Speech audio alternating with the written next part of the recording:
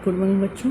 कल हम लोगों ने बैंक के बारे में पढ़ा। आज हम पढ़ेंगे बैंक की विभिन्न योजनाओं के बारे में। पहला है बचत खाता।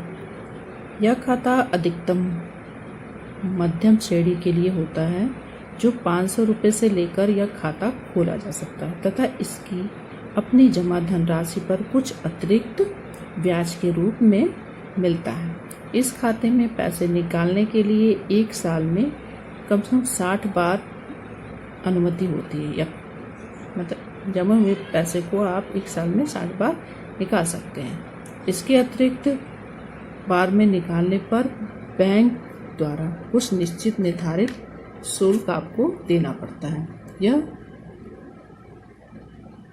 यह बैंक द्वारा स्वतः कर ली जाती है।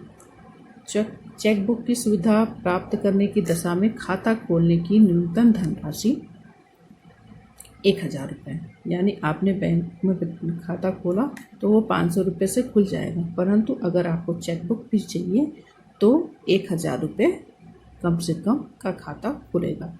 इसमें छोटी छोटी बचत की जा सकती है तथा जब चाहे तब पैसा जमा कर सकते हैं तथा जब चाहे तब पैसा निकाल सकते हैं। इस जमा धनराशि पर बचत की तरह जमा धनराशि पर 4% का ब्याज मिलता है। दूसरा है चालू खाता।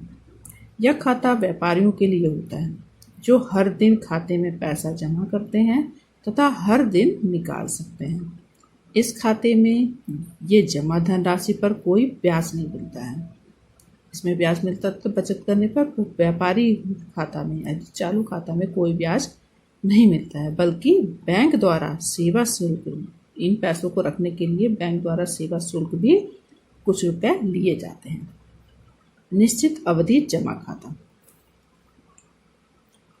जैसा कि आपको इसके नाम से स्पष्ट हो जा रहा है, निश्चित अवधि, यह किसी एक निश्चित अवधि के अंतर्गत होता है। ठीक है।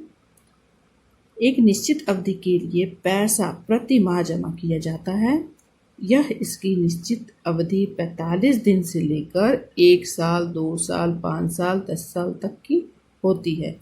अवधि के अनुसार ब्याज की दरें भी लागू होती हैं। कम समय पर कम ब्याज और अधिक समय पर अधिक ब्याज या लाभ मिलता है।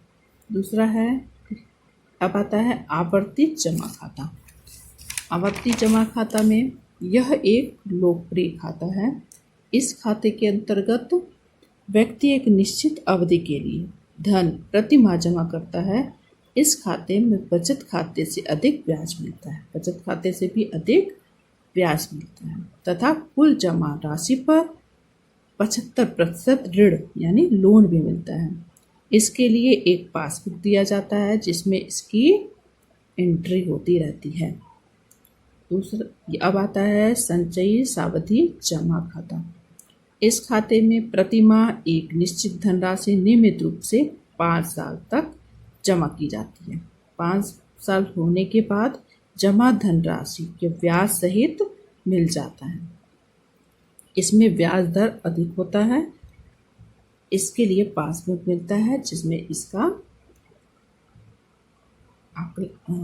अंकन किया जाता है। अब आता है पेंशन योजना। यह योजना भी आवर्ती जमा योजना जैसा ही है, यानी एक निश्चित टाइम तक इसे जमा करना पड़ता है और इस पर ऋण भी मिलता है। यह योजना आवर्ती जमा योजना के समान है, लेकिन यह योजना 7 वर्ष से 10 वर्ष 4 महीने के लिए होती है। इस योजना में जमा धनराशि प्रति माह एक निश्चित धनराशि एक निश्चित समय पर पेंशन के रूप में मिलती है।